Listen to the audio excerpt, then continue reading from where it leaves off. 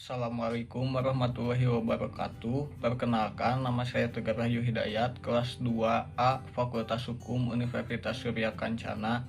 Di sini saya akan mereview kembali pertemuan kelima mata kuliah Hukum Pidana dengan dosen pengampu Profesor Dr. Hajah Henry Nuraini SHMH dan asisten dosen Dr. Muhammad Rendi Arid Hayandi SHMH yang akan menjelaskan tentang tindak pidana. Masyarakat lebih banyak dipergunakan istilah tindak pidana dibanding perbuatan pidana atau peristiwa pidana maupun pelanggaran pidana dan lain-lain. Alasannya, yang kesatu, dari segi sosio-yuridis, hampir semua perundang-undangan tindak pidana menggunakan istilah tindak pidana. Yang kedua, semua instansi penegak hukum dan aparat menggunakan istilah tindak pidana. Dan yang ketiga, para mahasiswa mengikuti tradisi dan kebiasaan menggunakan istilah tindak pidana dibanding perbuatan pidana. Pengertian tindak pidana.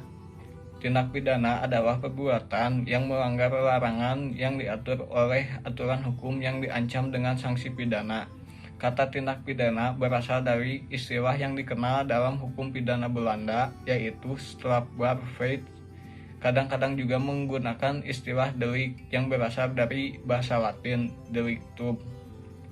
Lalu selanjutnya ada unsur-unsur tindak pidana. Unsur-unsur tindak pidana terdiri atas dua, yaitu unsur objektif dan subjektif. Unsur objektif ada perbuatan atau kelakuan, lalu akibat yang menjadi syarat mutlak dari delik. Selanjutnya ada unsur melawan hukum, unsur lain yang menentukan sifat tindak pidana, unsur yang memberatkan, unsur tambahan yang menentukan tindak pidana.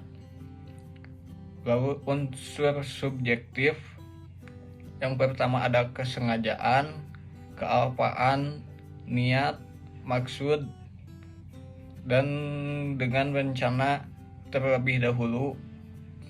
Adapun teknik atau cara merumuskan tindak pidana, cara yang pertama, cara yang paling umum adalah dengan cara menerangkan atau menguraikan tindak pidana yang dengan uraian tersebut dapat diketahui unsur-unsur tindak pidananya.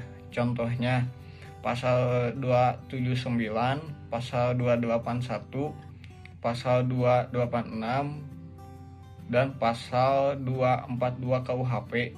Cara kedua, cara ini dilakukan dengan menguraikan unsur-unsur dan memberikan kualifikasi dari suatu tindak pidana. Contohnya, pasal 263 pemalsuan, pasal 362 pencurian, pasal 372 penggelapan, pasal 378 penipuan.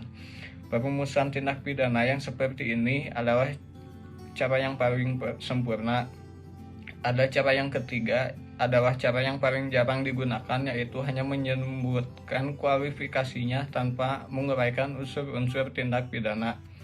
Contohnya, 351 penganiayaan, 279 perdagangan wanita, dan anak laki-laki yang belum dewasa.